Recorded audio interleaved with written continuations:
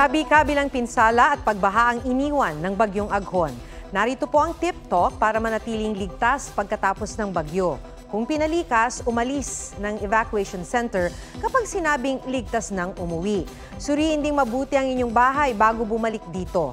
Magsuot ng protective equipment tulad ng gloves at bota, lalo kung lulusong sa baha para iwas leptospirosis. Ipagbigay alam sa kinauukulan ang mga natumbang puno at poste ng kuryente o mga nasirang linya ng tubig at telepono.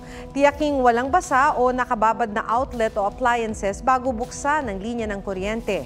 Huwag buksan ang main power switch o magsaksak ng appliances. Tiyaking malinis ang pagkain at inuming tubig at itapon ang naipong tubig sa mga lata at gulong para hindi pamahayan ng lamok. Huwag magpahuli sa mga balitang dapat ninyong malaman.